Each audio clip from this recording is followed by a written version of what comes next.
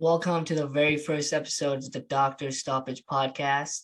We've got Keelin McNamara and myself, Tanaay, and we're ready to kick things off. First episode, we're going to talk about a little bit of UFC 268 recap. What a great event. Looking ahead to Holloway versus Rodriguez, Plant versus Canelo, and we've made a nice top 5 list for you guys as well. Keelin, how's your week been? How's the fights? And how are you doing in general? Dude, I am good. I'm alive, I thrive, and I am very much not quite alive from UFC 268 up at 6 a.m. being the UK time. You know how we roll over It's here, tough. but it was worth it. It's a tough life out here being a fan on these ends. Definitely worth it though. Insane card from top to bottom, as I'm sure our viewers know from watching the card with us. Absolutely insane card, one of the best cards of the year by far. And yeah, I'm looking forward to breaking it down right now. Yep. So let's go over some good finishes and solid performances before we talk about the main 3 fights. We had Chris Barnett, who looks like the most unathletic person probably on the whole roster, but is the exact opposite. Spinning wheel kick, and then he does a flip. What did you make of that whole thing? Dude, that was a beautiful spectacle to watch. Like you said, don't get me wrong, I love my boy Chris Barnett, but not the finish that I expected to see. You know, caught the leg, came around with a spinning hook kick, and it was just absolutely unbelievable. He is now up there with Joaquin Buckley for the best spinning knockout of all time. There is no question about that. So mad respect to Chris Barnett. Man took Yeah, his opportunity. the thing that shocks me the most about him is the speed. If you look at him, you don't think he's that fast, but he is that fast, and that helps a lot at heavyweight. Very much so. Yep. Then we had Ian Gary. You know a lot about him, the Irishman. What do you make of his performance and what he said on the mic? I have to admit, I'm impressed. There was a lot of pressure on Ian Gary coming into this, very obvious comparisons that'll be made, but he took his opportunity really well. Thought he had a very good, the fight only lasted a round, but the round that it did last, thought he looked very good, very composed, very measured. Stepped back, slipped under the shot, landed that shot beautifully. Clean. Very, very, very clean, very methodical, very surgeon-like. And yeah, he got a great win. I think he's very good in the mic. I think he has to be very careful not to become like McGregor, though, just like a carbon copy. If he keeps doing his own style and his own thoughts, then absolutely I'm here for it because the guy is very good in the mic. My only thing is with Ian Gary, and it's not the biggest problem to have in the world, but it is worth mentioning. He's got this thing going on now with the customized clothing and the words in the back of his snooker like vest and that kind of stuff. Me personally, I'm not about that. I understand a lot of people are. I just think he's got a very fine threshold that he needs to know how to traverse very carefully. But I mean, all in all, amazing performance. Big congrats to the boy Ian Gary. Yeah, definitely. I like what Dana said in the post-fight interview. They asked him about the comparisons between McGregor and Ian Gary. He said there'll never be another Conor McGregor, but Ian Gary, if he does what he does and keeps winning, he'll have his own path and his own success because he has the Definitely. backing of the people and especially the Irish people. Absolutely. So good on that. Then we had Imavov dominating Edmund Shabazian for 2 rounds and getting the finish. Brutal crucifix. What do you think of that? Yeah, you couldn't have hit the nail on the head any better. Savage crucifix to finish a really tough guy in Edmund Shabazian. Let's not forget, about 18 months ago, we were talking about Edmund Shabazian as a potential title contender. So be under no illusion, this was no easy fight here. But the finish on the crucifix especially was just absolutely savage. Beat him up for 2 rounds straight. And yeah, it was a good stoppage when it happened, but Edmund Shabazian has fallen far and fallen fast. Credit to him for the knockout and the finish. Just really, really well done. Took his opportunity, but Shabazian's really got to get back going again because he can't fall much further. It's so hard when someone comes into the UFC when they're so young and so inexperienced. Because when you enter that top 5, top 10, and now even the top 15, it gets that much more competitive. And I usually don't mind watching the violence, but when he had him in the crucifix, I really didn't enjoy it at all. I was disgusted, honestly. Yeah, And That's a very good way of putting it. yeah. And regarding Imavov, I'll tell you this one funny thing I saw on Instagram. Francis Ngannou walking past Cyril Gane and his old coach, and because Imavov fights on that team, and he didn't acknowledge them at all. So that was pretty nuts from Ngannou. Like the people who got them to the dance, he just walked right past them. Oh, Francis, this is Yeah. not a good look for you. Doesn't matter, man. Whoever wins. Do you really want to piss off Cyril Gane, though? I don't know. Yeah, I think he's the most skilled fighter in that division, along with Steve. Unquestionably, yes. And they were saying, sorry to go on about Imavov and Cyril Gane, but they were saying that the movement that, forget their coach's name out of France, but they have similar movement. They touch you and then they move out of your way, and then you keep getting annoyed, just like Dirk Lewis is, and that's where you get your openings, and you can get the finish or dominate your opponent. So yeah, it's something. I mean, this obviously isn't the point that we're talking about, but it's worth mentioning why we're here. Yeah.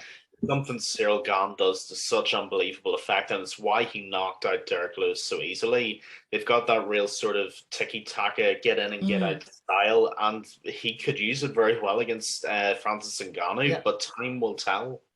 Time will tell. And then Chris Curtis with the big upset over Phil Hawes ruined a bunch of my parlays personally.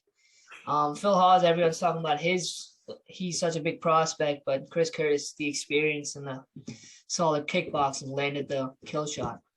Dude, Chris Curtis looked, I mean, to be honest with you, I can't necessarily say he looked good because he got beat the fuck up for most of the rounds.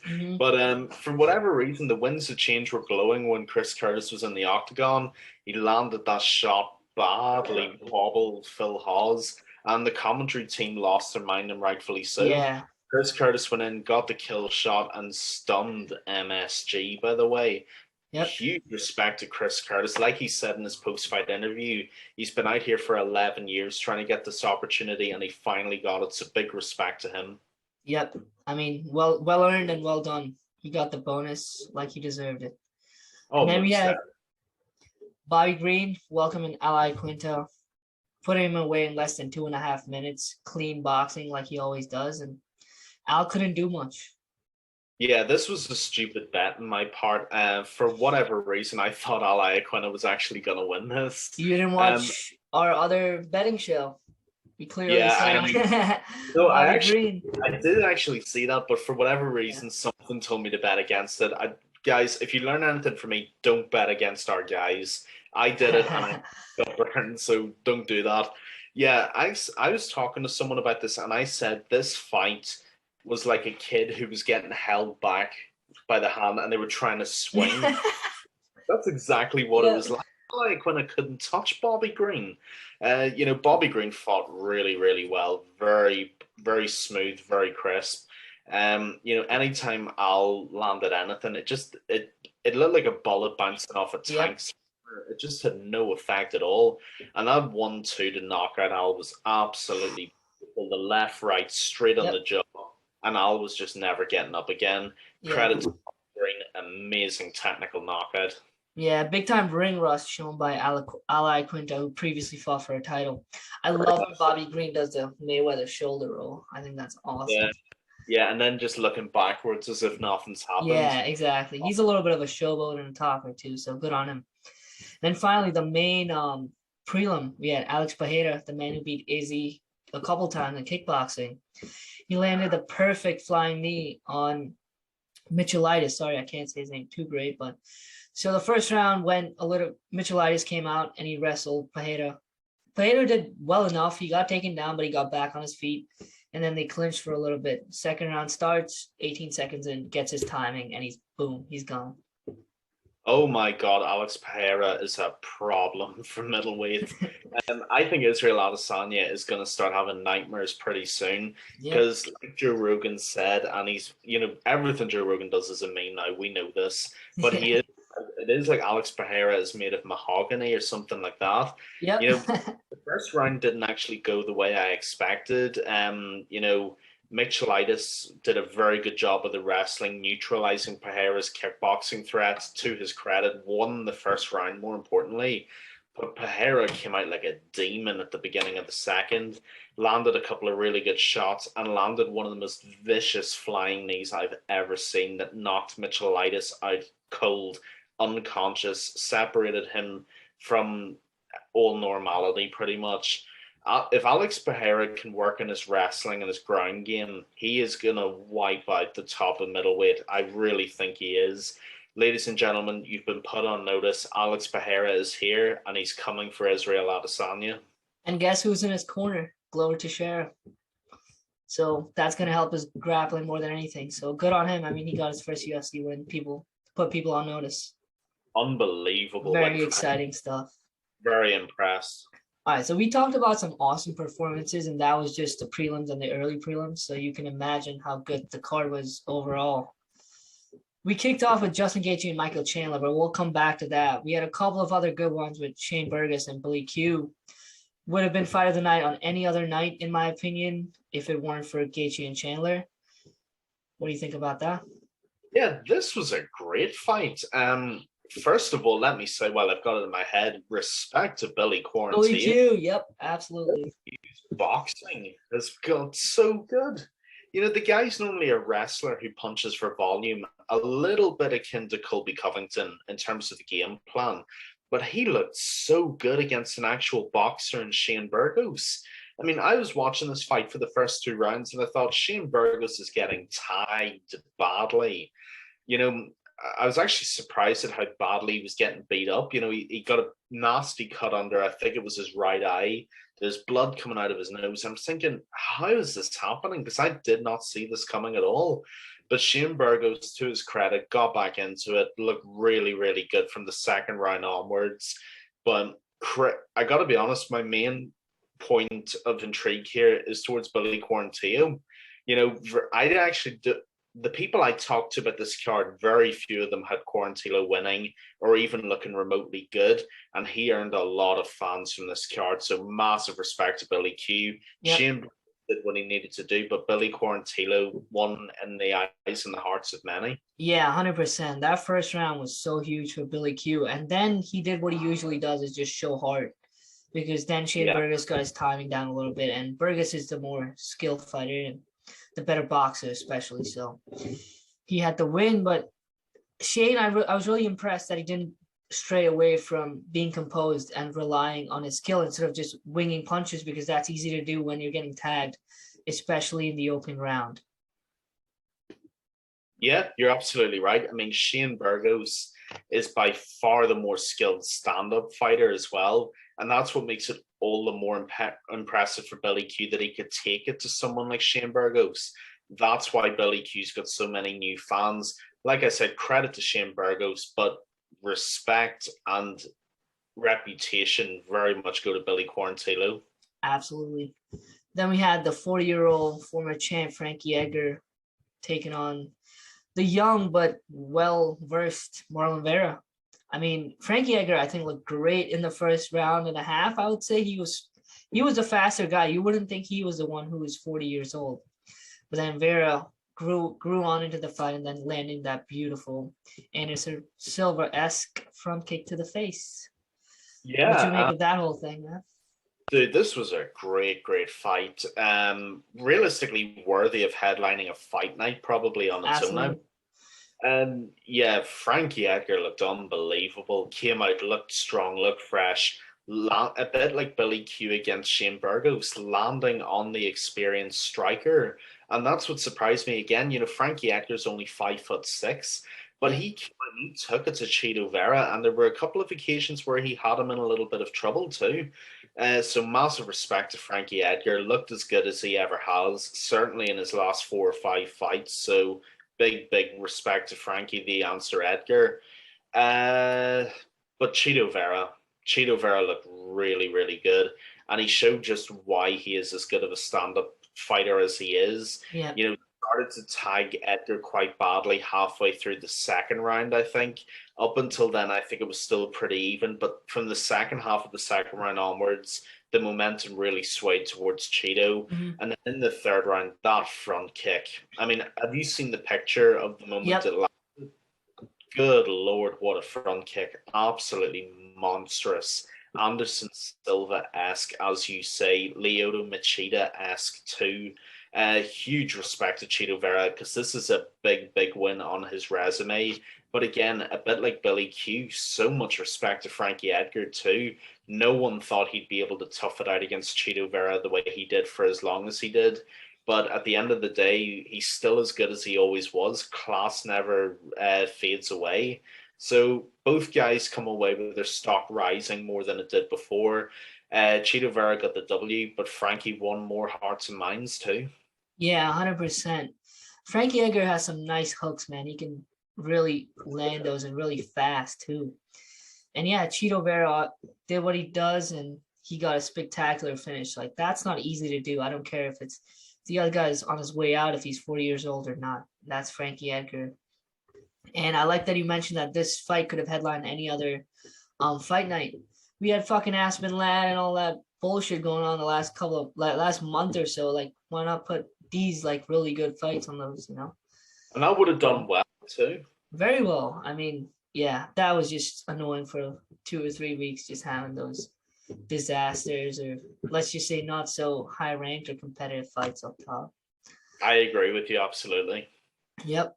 And to open the main card, we had obviously probably the best round I've ever seen, as the first round with Justin Gaethje and Michael Chandler. Chandler came out guns blazing, dude. Oh my god!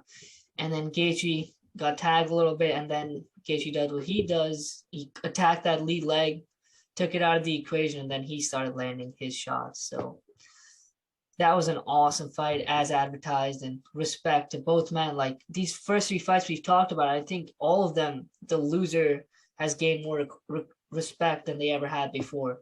Even though they couldn't get the job done, they performed so well that they have our respect and a lot of fans' respect. So awesome fight, and let's hear your thoughts on it, man.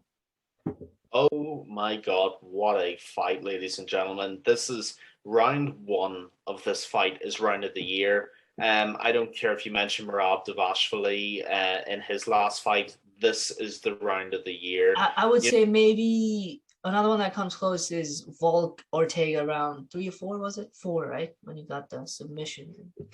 Possibly, but I don't think it beats it either. Yeah, on excitement alone, this is the round of the year, and I will die on that hill. I don't care. This was like 2 tanks charging straight into each other. Neither guy took a step backwards, as they both promised would be the case. Michael Chandler just came out looking to hit a home run with every punch he threw, as he always does. He had Gaethje backing up a little bit towards the end of the round, landing some decent shots. But Gaethje just does what Gaethje does, man. Targeting that lead leg, totally took it out of commission by the end of the first round, pretty much certainly in the first minute of the second. And then Gaethje just went to work in Chandler's face, absolutely brutalized him. Realistically, he should have knocked him out with some of the punches he was able to land. But by God, is Michael Chandler tough. I mean, sometimes too tough for his own good, but still with blood pouring out of his face, beckoning Justin Gaethje on. Insanity. Huge. I mean, I can't even tell you how much I respect both guys for this. I'll leave it to your imagination, but this is one of the fights of the year. Yeah, 100%. I mean, both of them hit so hard, but they also showed what kind of a chin and heart they have. Because Chandler, if you see what he did to Dan Hooker, he probably landed a similar punch or similar level of power to Justin Gaethje in this one. Gaethje took a couple of steps back, but he didn't really go down. And then he started winning after that. And Chandler hit so hard. Like you said, he's trying to take you out in that first round. He's trying to get you out of the fucking octagon. That's how hard he's trying to hit you. And Gaethje also hit so hard. Look at what he's done to Tony Ferguson, Cowboy, you name him, Vic, Barbosa. That one punch lands, or a couple of his punches land, and you can't take much more. You're taking steps back. But Michael Chandler, hands down, is walking towards him, egging on the crowd. So very entertaining. I think Chandler should have listened to his coach a little bit more when he said that, dude, you are beating him to the punch. You're the faster guy, but do not try to show off, and do not get yourself tired like that. But unfortunately, yep, exactly. Because he was the faster guy. because when they opened up, you could tell. And Gaethje did the opposite. He did listen to his coach, and Trevor Whitman, like he always has to tell Justin Gaethje, you're trying to kill him with that punch. Please don't do that. Like, make sure you land it cleanly, not just super powerful, because that makes you more tired and then makes you miss. So yeah, either way, man, fight close to being fight of the year, if not fight of the year, and definitely that first round is a round of probably the year and maybe the past 2 to 5 years as well. Yeah, absolutely. And by the way, my last thing that I'm going to say in this before we move on, that uppercut by Gaethje nearly knocked Chandler out of the octagon and into the fourth. Yeah. How hard did he hit him? And he stayed. The fact that Michael Chandler's even alive after that uppercut is respect on its own, much less the fact that he kept going. So just unbelievable fight. Unbelievable. And I mean, both those guys gave it everything. They had mentioned that, both of them, they have a similar style, but they don't really like each other and things like that. But to see them hug it out right after the horn was also a great visual, for the fans. I love when fighters acknowledge when they've faced somewhat their equal or someone who, can put it out there like they do. Most definitely. I was going to ask you what's next for both those guys. Let's talk about Gaethje first. What do you think? For Gaethje, I think it has to be the winner of Poirier Oliveira. 100%. he's just been too good. You can't go down because it's totally unfair. So realistically, the only way's up for Gaethje. It's going to be a fight of the year, and by God, has the man earned it with that win over Chandler. So for me, it's a no-brainer. Justin Gaethje, winner of Charles Oliveira, Dustin Poirier. Yeah, I absolutely agree, because Poirier beat him, but that was a really tight fight, and it was a few years ago. Oliveira would be a new opponent for Gaethje. What about Chandler? Who do you think he faces here? Islam Makhachev. Oh, no, dude, come on. He just lost 2 in a row, got beat like so bad in the last 2 fights. I'm not saying it was super one-sided or anything, but he just lost. Give him RDA. Give him RDA. No one's mentioning Beneil Dariush since the Tony Ferguson fight. Do you give that to him? I would rather do that than Islam. I was thinking if Gaethje fights for the belt, Beneil and Islam go at it, because I think they'll have Beneil weigh in for the championship fight in December. Yeah. So you give Dariush and Islam and Chandler and RDA. That's all. That's 3 versus 4, 5 versus 6. Tony Ferguson and Dan Hooker honestly would be a great matchup, because they're both losing a little bit and very entertaining fighters. But we can talk about that later. But I think for Michael Chandler, RDA is the move.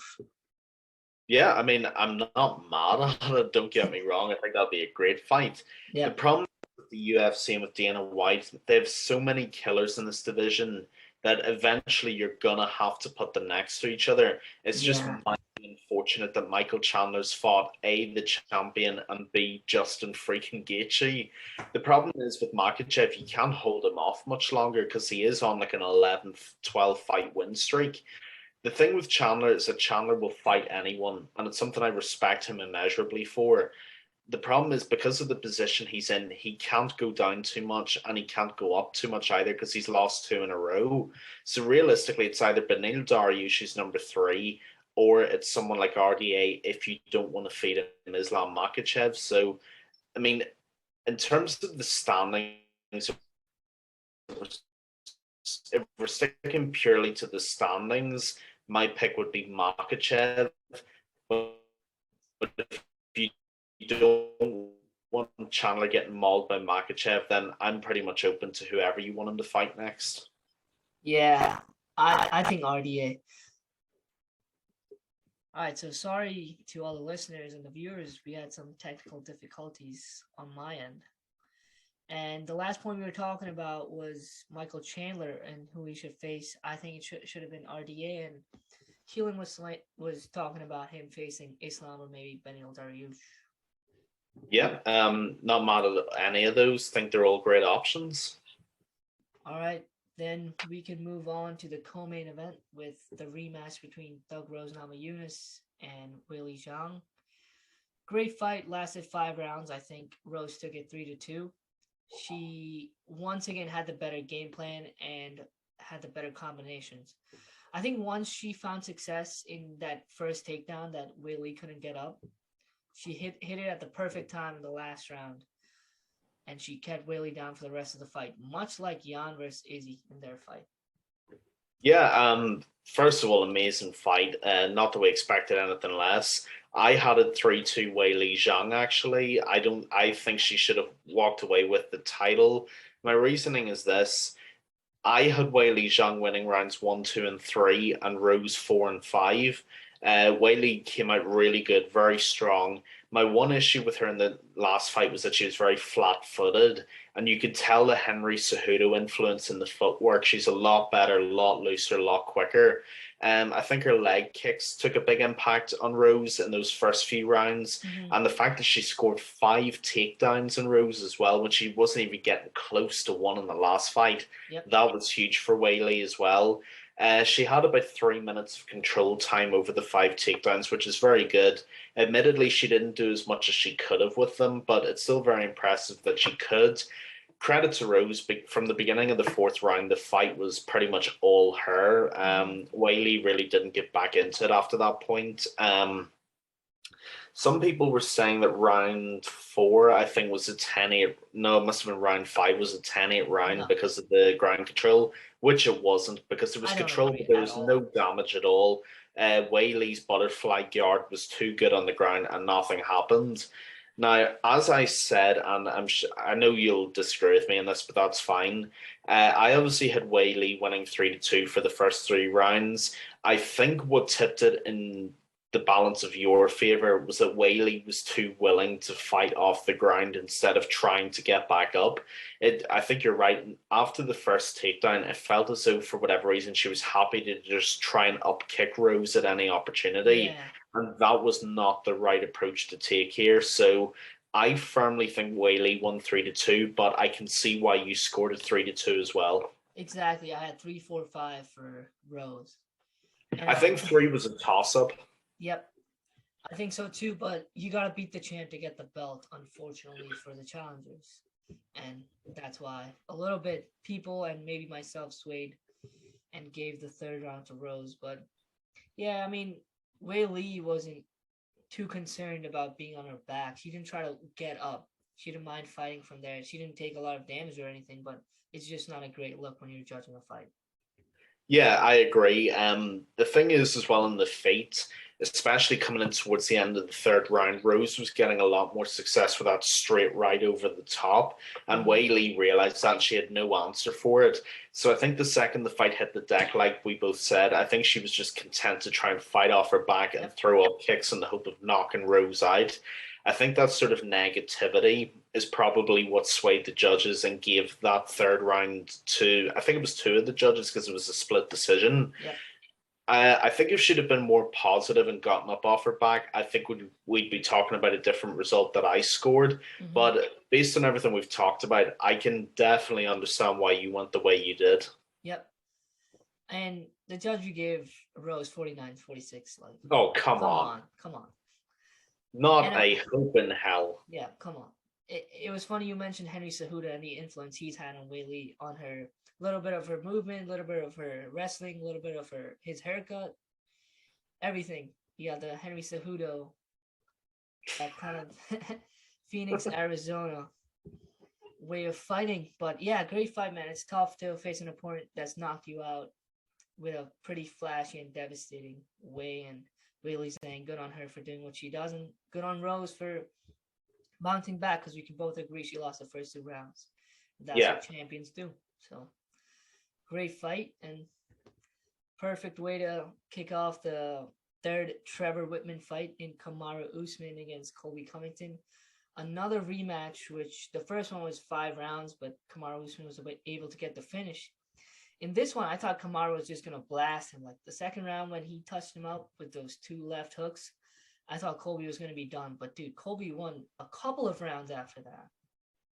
So, yeah, this was a great fight. Kamaru Usman in those first 2 rounds looked like the best Kamaru we've ever seen in some respects of his game. That 2nd round, I'm not going to lie, I scored the second round 10-8 because of the two knockdowns. I know everybody said that in an earlier fight there were two knockdowns and it was still a 10-9. That doesn't mean this should have been a 10-8 for two knockdowns, in my opinion, because that meets the criteria of the fight being close to being finished. Admittedly, Kamaru could have and should have dived in on those and maybe tried to finish Colby more, but still two great knockdowns. I scored this 3-2 Kamaru. I think the right decision was reached. But Yes. I got to be honest, even though I have my own opinions on him, huge respect to Colby Covington. The guy showed so much heart and grit just to stay in this fight. Especially, I mean, if you get knocked down twice by Kamaru Usman, you don't get up to get knocked down a third time. So to get up and fight back the way he did, I think he deserves a lot of respect. And regardless of his Donald Trump fanboy persona, I think he's gained a lot of new fans out of this as well. Yep. So credit to Kamaru Usman. Toughest fight he'll probably face at welterweight unless Khamzat comes up into the mix. But a lot of respect to Colby Covington too. He put in a great showing. Yeah, 100%. It's not easy, like you said, to get up after two bombs from Kamaru Usman. And Colby Covington, man, you say whatever you want about the guy. He can fight. He has one of the biggest hearts on the roster. And even his comments, I have no problem with what he does and says on the mic. Because it's not easy with the backlash he gets to go out there and perform. Like, it's not nice and it's not good to be disliked, you know? And he goes there every day. He says what he says on the mic. He does what he does. And the things that he said has got him more money and more closer to the title fight. So I can't knock a man for, you know, saying things that he thinks is going to get him there, because he has to deal with a lot of shit, like people like you and me just saying that, you know, he's an idiot, like he says this, he does that, you know, things like that. So I have no problem. You say whatever you want, dude. This is your business. You're not offending me at all. You might see a couple of things that offend some people, but I don't care. Go get your money, go get your belt when the time comes.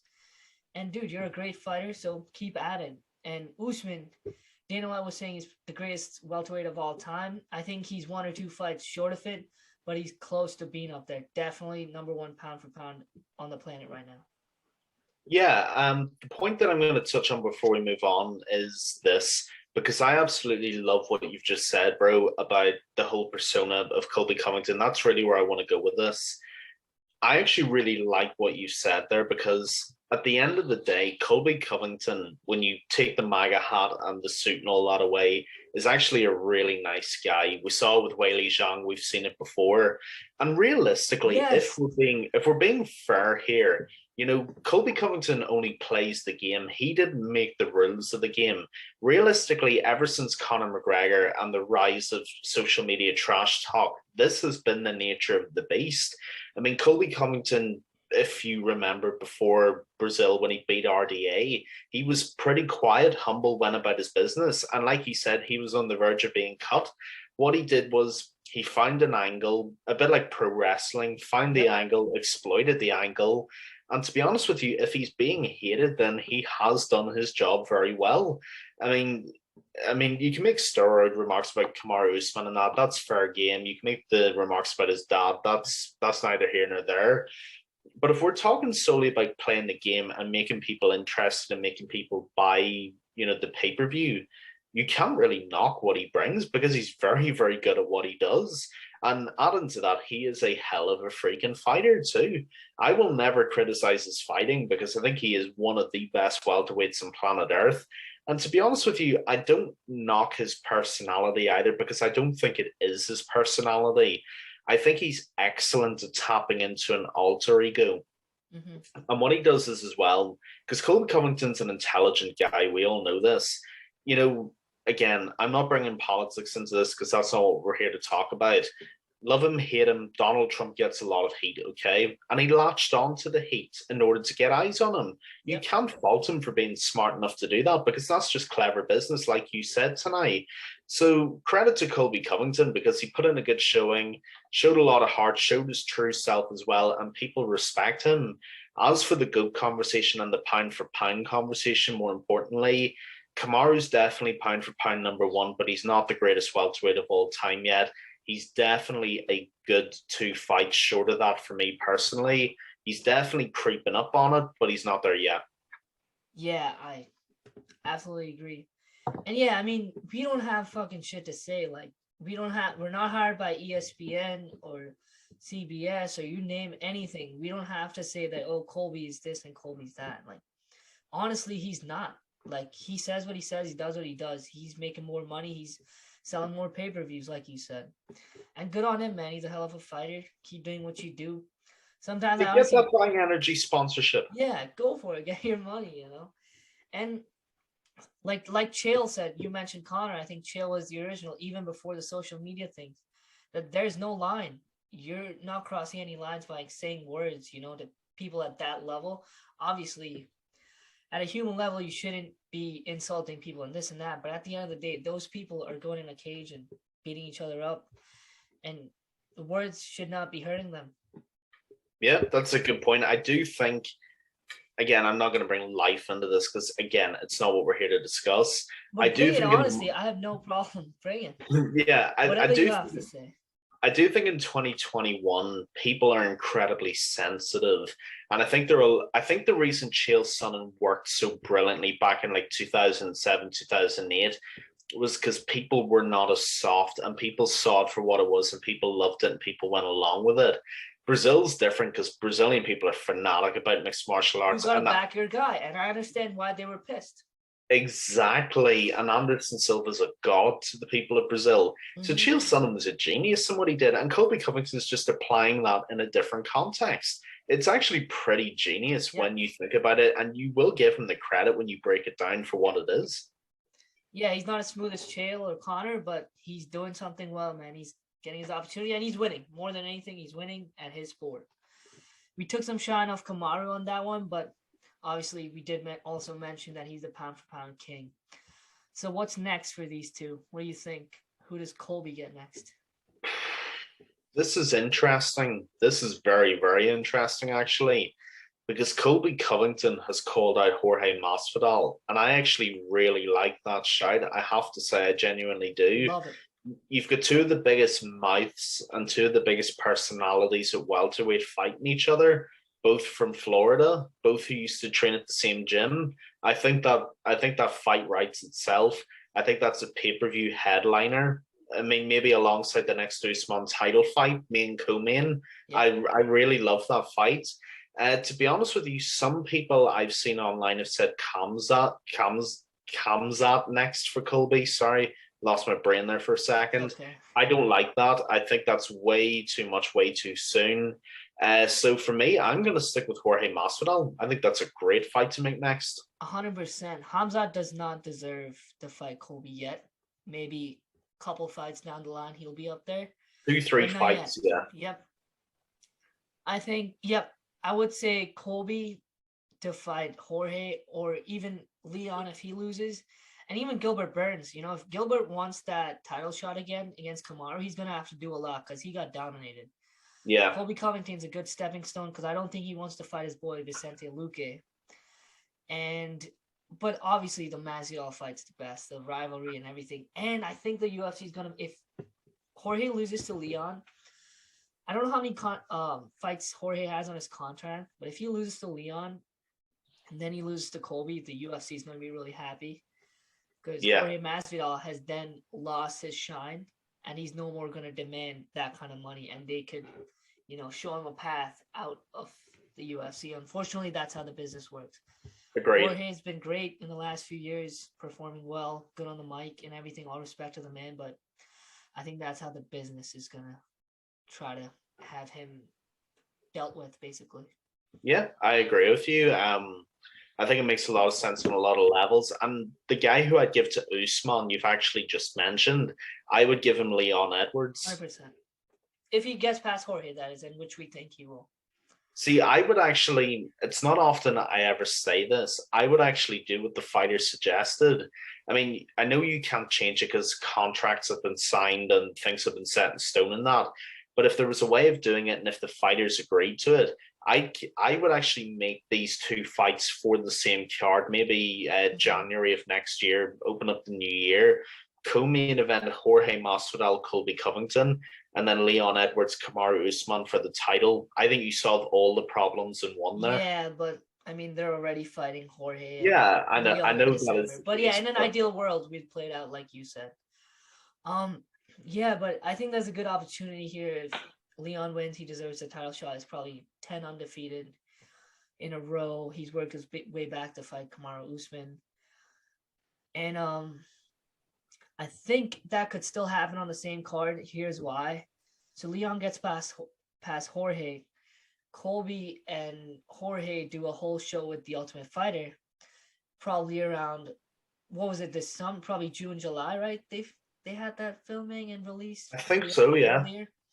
So yeah, around springtime, summertime, and then Kamaru Usman and Leon Edwards headline that card. So we've got what you wanted, but just probably 5 or 6 months down the line. That's a And great shot. that's going to be awesome. So much tension in the building with all four of them. I don't think like each other. Jorge and Kamaru, they didn't get along really well when they fought. Colby, I don't think gets along with any of them. And Leon and Jorge have their own thing, and which is going to be seen in December. And I'm sure it won't end there. So yeah, I think that's a good move. I think that's an unbelievable move. I totally forgot about the Ultimate Fighter. I think that's an amazing idea. In fact, I think that's what they're gonna do. Yeah, that's why I like to talk about the matchmaking. I think I'm all right at it, with the timeline Dana, options. Let us know. Let us know. All right, so that was UFC 268, an absolute banger of a card worth $75. A little steep still, I think, at least at our age, but it's pretty worth it. MSG was rocking and Halle Berry was there, so good on everyone who watched, who was there, who helped make the event, and yeah, great night all around. And then we move on to Max Holloway, my favorite fighter in the entire roster, taking on Yair Rodriguez, a flashy motherfucker who has various ways to hate you, but he's been a little inactive, and I don't think he matched up great against my boy. I got this nice sweatshirt on that says "Bless Yourself," limited edition. It's okay. He's gonna win. Max, give us the sponsorship. Yeah, We out here. We're doing this. Yeah, I like what you said there. I think this is going to be a one-sided pounding for Max Holloway. I really do. I think this is the worst possible stylistic matchup you could give Yair Rodriguez outside of the Korean Zombie. Realistically, Max is going to come forward and Max is going to just smash him. I think with that boxing. The thing with Yair Rodriguez is that he's a counter striker. He's a little bit like Edson Barbosa in that way. You have to draw onto him, make a mistake, and then he punishes you. The problem is Max Holloway doesn't have to counter strike, and Max Holloway doesn't make mistakes either. I can see Max Holloway just doing what he did against Calvin Kattar and drawing this out over. This is a 5-round fight in it because it's headlining a card. Yeah. I can see this being 5 bloody rounds of Max Holloway beating Rodriguez up with a few 10-8 rounds mixed into that too.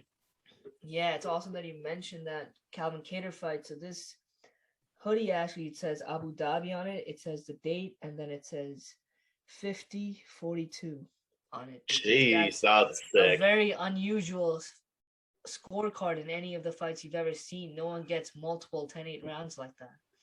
And that's how special Max does. But the Blessed Express will be back this Saturday and maybe perform like he did against Calvin Kattar.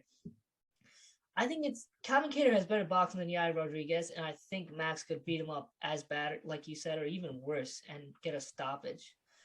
Max doesn't have that kind of knockout power, but his volume and his pressure and his skill is second to nobody in the UFC.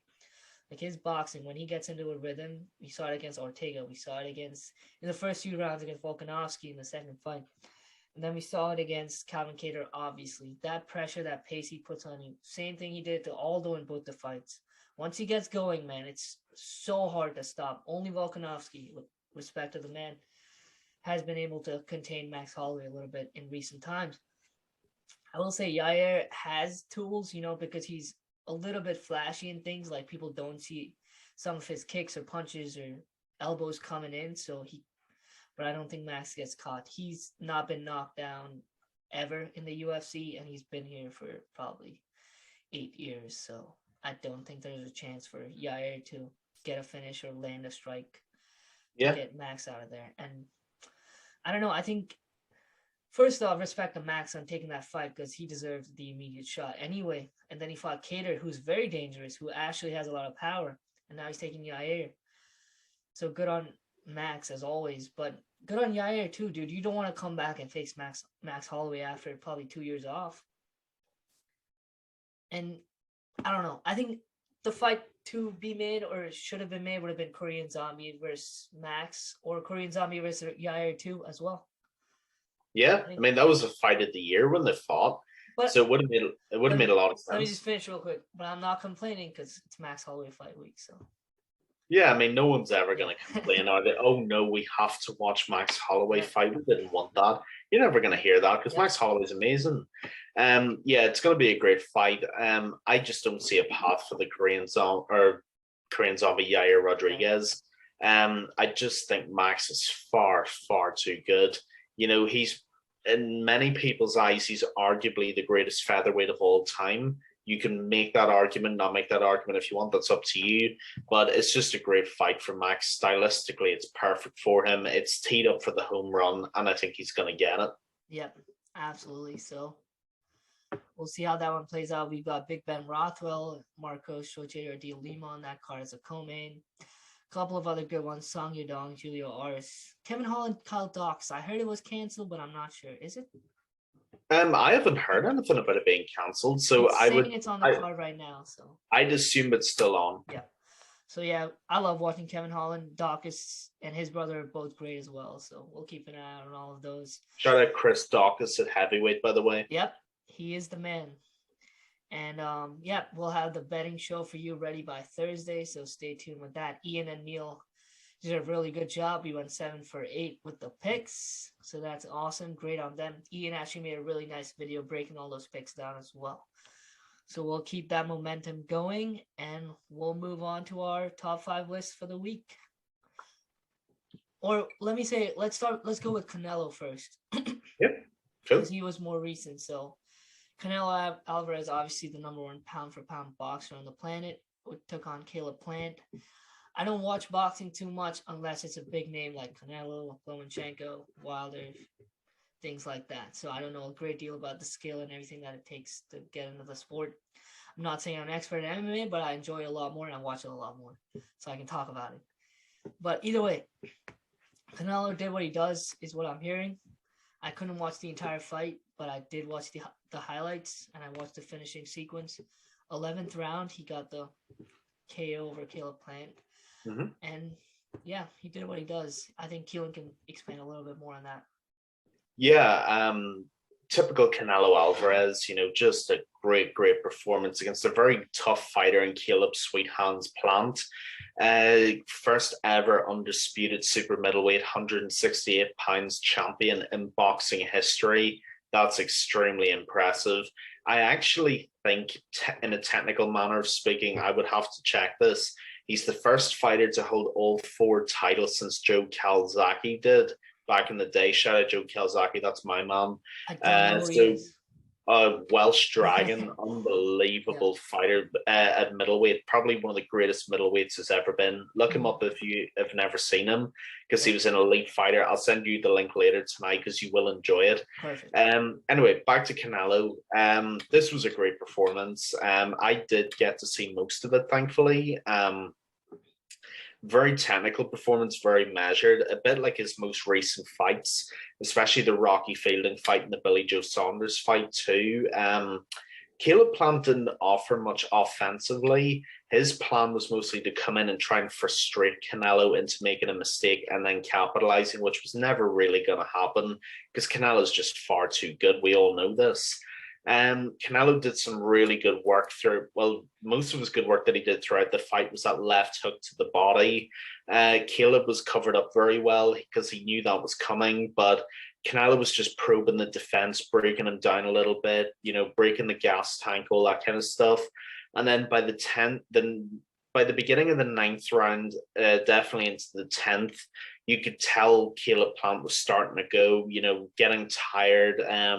Some shots landed more upstairs into the body from Canelo, and Canelo hits like a truck. So imagine taking 9 rounds of that. It ain't the easiest thing in the world.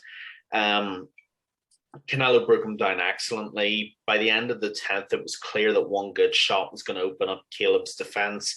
He'd just taken too much, really. And then in the 11th round, Canelo lands that hand to the body. Caleb plants really badly hurt, falls to the canvas, gets up for the standing eight, but the fight's over, realistically. You saw the finishing sequence too tonight. Mm-hmm. Canelo rushes over, lands that 1-2 head body. Caleb plant nearly goes through the ropes. He gets back up and it's waved off. Canelo is just by a mile the number one boxer on the planet right now. He's far too good. Took the IBF title off of Caleb Plant, and it's hard to see who stops him at this point. Saul Canelo Alvarez, number one. He is number one. I like that you mentioned that Caleb Plant was looking for mistakes from Canelo, but you can't capitalize on mistakes if the champion has very few.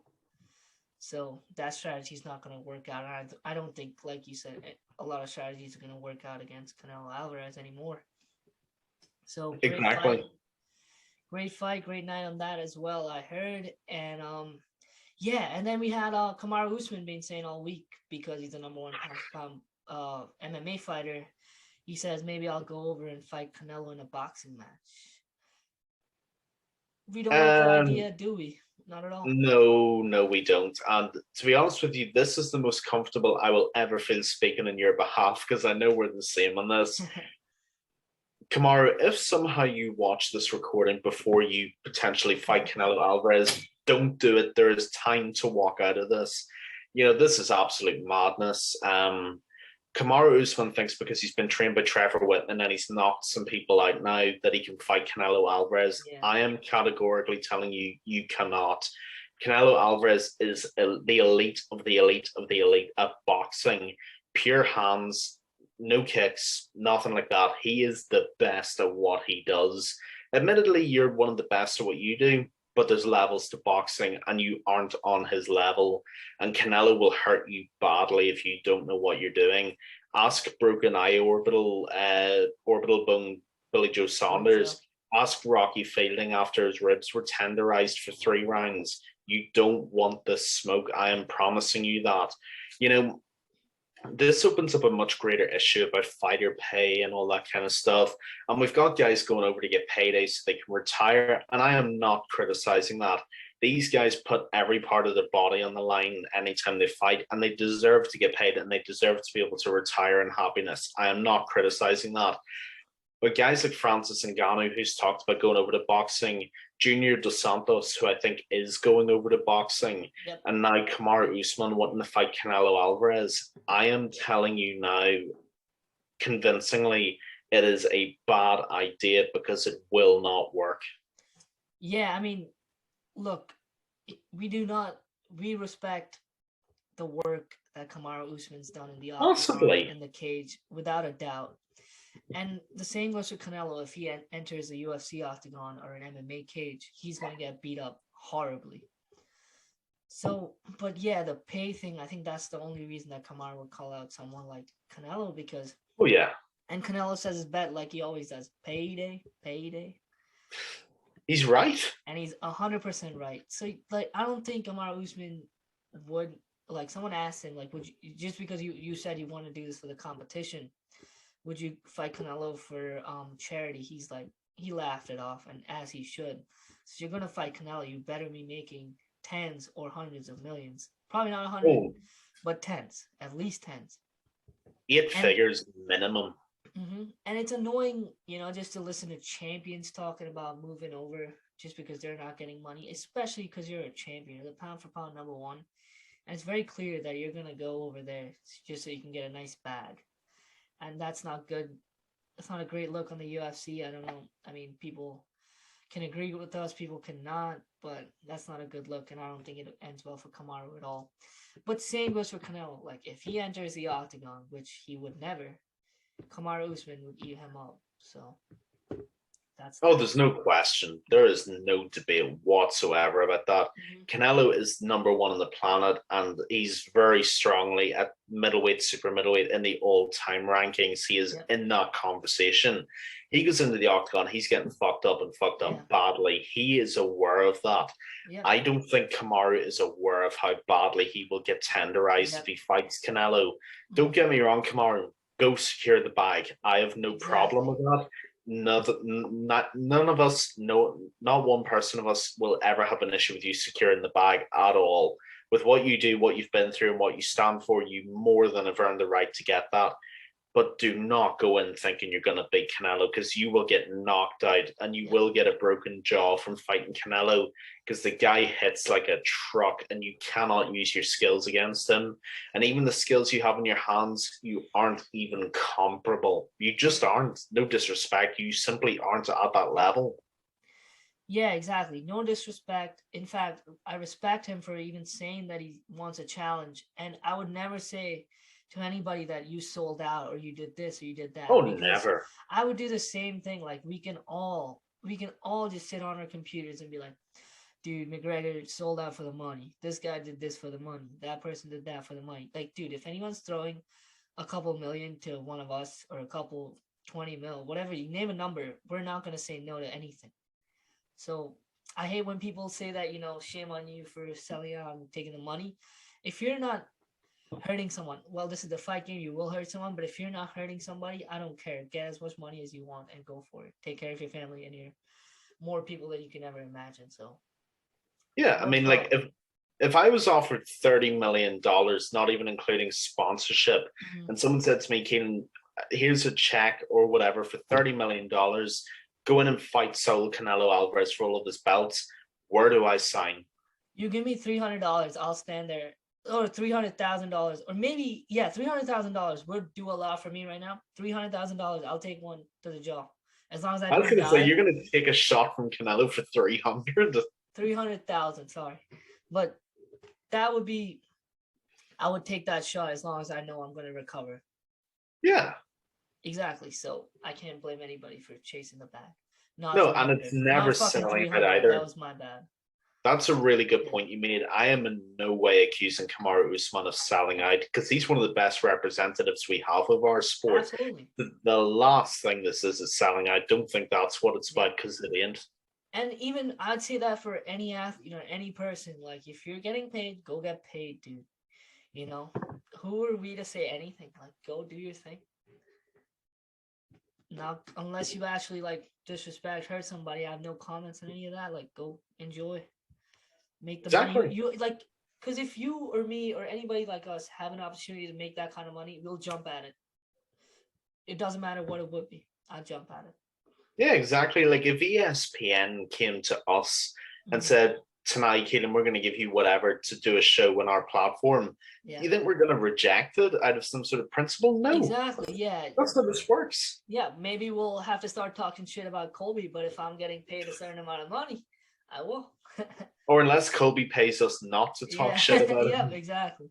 That's when it gets interesting. But yeah, I mean, yeah, I like that you think the same, on a similar level as I do on all these kinds of things. I don't like the whole PC stuff. I don't like when you just judge an athlete or any famous person for doing this or that, because they're people at the end of the day, dude. We do the same thing. Yeah, if someone's getting their head bashed in to win a world title, who in the hell are we to criticize them for wanting to set themselves up for life? You'll never hear me say that. So, perfect. Let's move on to the top 5 of the week. We need a nice intro for that. Maybe we'll work on it sometime, Fireworks. I gotta get a little better at editing. Yeah, a nice top 5 with our logo, things like that. So, yep, top 5. I was looking at so we talked about a couple of rematches. We had Usman, Covington, and Rose Whaley Zhang. So I was thinking about maybe we can do a top 5 around that. And I was looking for the word, like if trilogy is 3, what is 2? And we came up with sequel. So good on Google for helping us out. Shout out Google. I could not think of a word. I was thinking like duology, double rematch, but that just doesn't sound the same. So top 5 sequels in UFC history. Let's go for it, man. So we have a couple of similar ones, and you can start. Go ahead. Yeah. Do you want to start from the very top or from the very bottom? Let's start from the top. Yeah, That's 100%. how we can get over the similar ones. Go ahead. Yeah, absolutely. Number one that Tanaay and I both have, and it's amazing because we both have this as our number one actually, is Nate Diaz and Conor McGregor. And, I don't have to I can really spend 30 seconds talking about this because you guys know why this is such a great sequel of fights that occurred. Two of the best trash talkers in UFC history, two guys who went in, put it all on the line. McGregor got absolutely upset massively in the first fight, came back and shattered Diaz's leg in the second, got the decision, which no one thought he'd be able to do. No one thought he'd make it 5 rounds, especially at welterweight. And yeah, it's number one. Yeah, the personalities play so much into it. And anytime there's a McGregor event or Diaz is fighting, people are going to tune in, and they both clashed twice, and it was awesome. Like you said, the first one was an upset. Diaz capitalized on the cardio of Conor and the output that he had. And then McGregor worked on all those things, and then he got it done in the second one. Awesome majority decision. And at the 1-1 tie, you can't ask for anything more besides a trilogy. So hopefully we get it soon. Moving on, number 2, we both had one of my favorite personalities in the MMA of all time, Chael P. Sonnen. And he gave Anderson Silva his toughest test at the time because Anderson was untouchable, or seemed like he was untouchable. And yeah, it was just one great fight and one pretty quick night in the office for Anderson Silva. But it was just so big because Sonnen at that time was the king of trash talk, the biggest personality in the UFC, and he made the most of it. And he actually turned up and fought really well in the first one. Yeah, it's hard to build on what you've said because you said it so well. Everybody thought Chael Sonnen was this kind of clown who was a decent average fighter, but who was never going to be an elite fighter. And he proved a lot of people wrong when he fought Anderson Silva at UFC 117. Bullied Anderson Silva for 4.5 rounds. Well, actually 4 rounds, yeah. 4 rounds in 4 minutes, actually, to be fair, 24 of 25 minutes overall. If those 30 seconds go differently, the history of the middleweight division in the UFC totally skews off course. I mean, one triangle from Anderson Silva saved him from being dominated by Chael Sonnen, and even then, he still was. Second fight's a bit more of a low-key affair because Silva looked dominant. Chael just wasn't able to regain the magic. But that first fight, Chael Sonnen threw over 300 strikes against Anderson Silva, probably the greatest middleweight there's ever been. So amazing sequel of fights there, and very deservedly number 2. Yeah, and Anderson at that time, it was tough to land a strike on him, and he landed 300, like you said. Oh, he was untouchable back then. And it was like probably one of the best and worst nights of Chael Sonnen's life in the same night in that first fight, because he built it up so well. He insulted everything about Anderson and Brazil, and like he does, he came up and turned out for 4 minutes, and for 4 rounds and 4 minutes, got caught in that unfortunate triangle, and then everything he had built up went crumbling down. Second fight, questionable on the finish still, because obviously I'm a Chael fan, but was he on the ground or not? The referee says he wasn't, and that was that. That was the end of the fight. But Chael looked all right. He did a stupid spinning back fist, really unlike his fight style or characteristic, and then Anderson just took advantage and finished him off right there. So either way, great sequel. And yeah, moving on. What do you have at number 3? Number 3, we have got one of the best welterweights there's ever been, very much on my Mount Rushmore of UFC welterweights. We have Matt Hughes and Frank Trigg. Again, don't have to justify this that much because people know what I'm talking about. First fight, unbelievable. Matt Hughes beats a very, very game Frank Trigg. Second fight, of course, Mario Yamasaki was refereeing it. An even more game, arguably, Frank Trigg hits Matt Hughes with a low blow. Yamasaki, being Yamasaki, doesn't call it, doesn't even see it. Matt Hughes is on the verge of getting tapped out by a rear naked choke. Does Matt Hughes get tapped out? No, he does not. He gets up out of the rear naked choke, runs across the Slam. octagon with Frank Trigg and slams him into the ground, gets a rear naked choke and beats him again. The stuff of dreams, the stuff of video games, the stuff of legend. Yep. Matt Hughes, an absolute legend. Mount Rushmore, probably number 2 or 3 right now in the welterweights of all time. And then Frank Trigg, so game, so aggressive, always fun to watch. At number 3, I have John Jones versus Daniel Cormier. I know the second fight was a no contest because John tested positive for whatever substance it was. But that rivalry had so much heat in it. Like, DC was the only one who was anywhere close to the level of John Jones at the time. He was running through people first at heavyweight, then at light heavyweight because he didn't want to compete against his buddy Cain Velasquez in the UFC. So DC ran through his opponents, called a shot against John Jones, what did he say? I forget exactly what he said, but that's how it started. I'm coming for you, boy. I'm in your wrestling bracket that you can never avoid me. And then they had a whole bust up, and so many words were said, and so many things were done. Jones won the first fight fairly dominant in 5 rounds, but DC had his moments in that one. Second fight, DC came in with a pretty decent game plan. He was, doing some good damage to John, but then John just caught him with that perfect left high kick and DC went down. And for a DC fan like me, unfortunately, he cried on the mic and stuff like that. Not fun to watch, but respect to both men, man. They put on a show for the fans at the time. It was, and still one of the best rivalries we've ever seen. Yeah, very much so. 2 great fights and 2 great fighters as well. It's like John Jones said, DC made him better and he needed that. In fact, I think he still needs that. So credit to both of them. I think he literally could use with DC now more than ever. Yeah. My number 4 on our fine list of the greatest sequels there have ever been, Robbie Lawler and Rory McDonald. I forgot about that one. Now, this is weird because this is the inverse of Chael Sonnen and Anderson Silva. The first fight was a very dull affair. Robbie Lawler only won a decision because of a late takedown. And the second fight was anything but that. Probably the greatest welterweight fight there has ever been, ever. And probably one of the greatest fights that ever will be. I'm not even going to insult that fight by talking about it. You guys know what it is. You've seen it. You've seen Robbie Lawler spitting blood and pointing to the center of the octagon.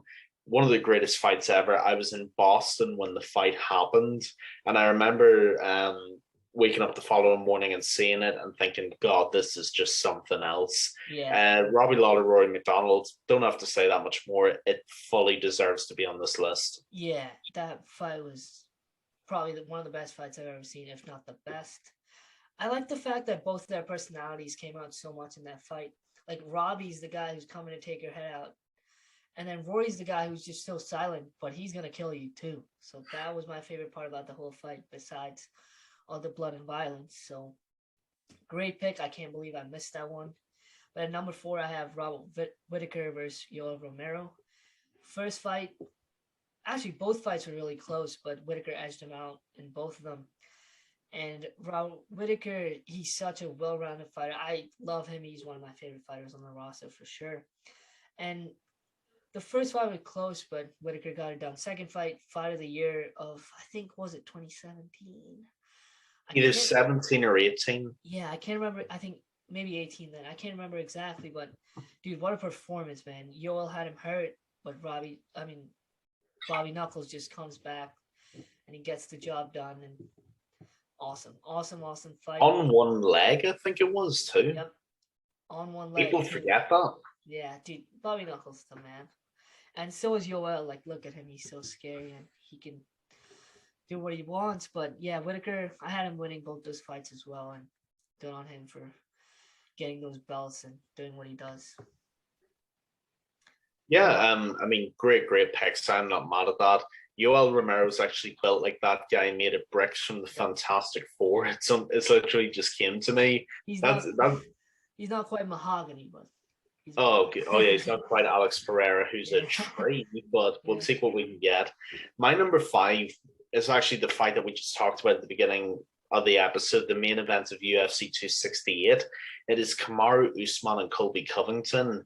This is an interesting for being on this list because it's probably it's arguably the most hate-filled and sort of rhetoric-charged rivalry on this list.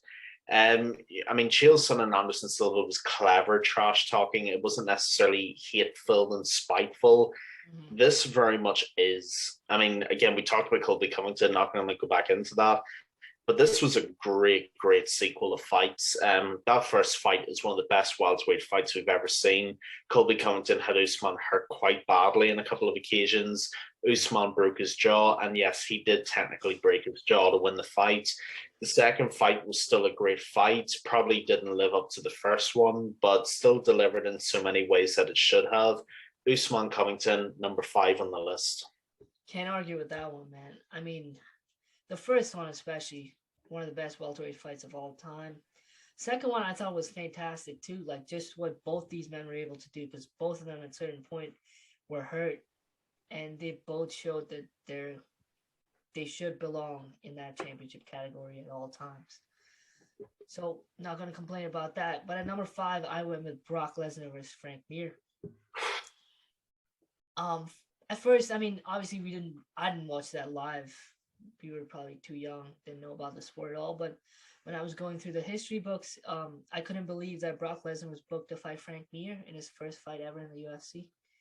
How are you going to give someone a fight against Frank Mir, who's an already accomplished athlete in the UFC at heavyweight? He probably has one of the best jiu-jitsu games of all time, and that's what he did in the first fight. Yep. That's what he did in the first fight. He finished him by a knee bar. A knee bar is so rare, and Lesnar got caught in it. He probably had no idea what that even, the word for it was even. He was like, what the hell is a knee bar? And he just had to tap out to it just because he was so new at the time. Second fight was awesome as well. The rivalry got even more heated. Lesnar obviously was not looking great to start off. It was looking like Mir was going to do what he did to him before. But then Lesnar found a way to get Mir hurt on the ground, and then he just used those big, I'm putting my hand up like mine are big, but this is what probably his fist looks like, Brock Lesnar. So yeah, he used those lunchbox hands, and he just put it on Frank Mir, had an awesome win, got his belt, and he gave a great interview at the end as well. So that's my number 5. Dude, that is such a good pick. And it's really weird because it was so high profile, yet it's such an underrated series of fights in the heavyweight division as well. You know, that first fight, Brock Lesnar had no idea what he was doing. His goal was to basically throw you on the ground, smash you, and destroy you. Kind of what his goal always was, but on a much lesser level. And Frank Mir took him out with a devastating knee bar. You're absolutely right. That second fight is one of the most painful finishes I've ever seen anybody have to suffer at the end of a fight. I mean, Brock Lesnar, I don't even know what object I could use to compare his hands to, but his hands are massive. They are like lunchbox hands, and the digs, the punches that Frank Mir had to deal with at the end of that fight. I mean, that fight could have been stopped 30 seconds earlier and no one would have complained. But Brock Lesnar was just an animal in that fight. There was no beating him on that night. And an amazing, amazing sequel. I'm really glad you put that on your list, actually. Yep, absolutely. All right, I think that's going to wrap it up for today. We've got the betting show We'll post our video on Monday, betting show on Thursday. Make sure you like, subscribe, share. Anyone who does any of that, we really appreciate it. It helps us, and it keeps us going. You know, like, we're going to do episodes if we have 550, 500, 5,000 subscribers or likes. Doesn't matter, but it does encourage us when we get more of those. I'm not going to put it like how it is. So yeah, we got Instagram, Twitter. Actually, we got Instagram, YouTube, Spotify, and Apple. So coming to you on Mondays for the podcast, and then the betting show with Ian and Neil, who started off with an absolute bang, 7:08 on this big UFC card. So check that out as well. Any last thoughts from Keelin? Dude, not that much. I think we've covered a lot, probably in many ways covered too much, but we're out here, we get it done. Great episode, great debut episode. Like Tanaay said, check out the betting show with Ian and Neil dropping on Thursday. The guys were 7 for 8. You cannot get much better than that, and not many people did. Let's be totally real here. So yeah, it's been a great episode, covered a lot, and I'm glad that we're here. Yeah, and we're gonna cover a lot. I mean, we have the freedom and we can do whatever the hell we want. So stay tuned for long episodes. Watch how much ever you want, and I think it's pretty enjoyable if you watch the entire thing. So thank you guys, and thank you, Keelin, man. Have a good one. Thank you tonight. Thank you, everyone.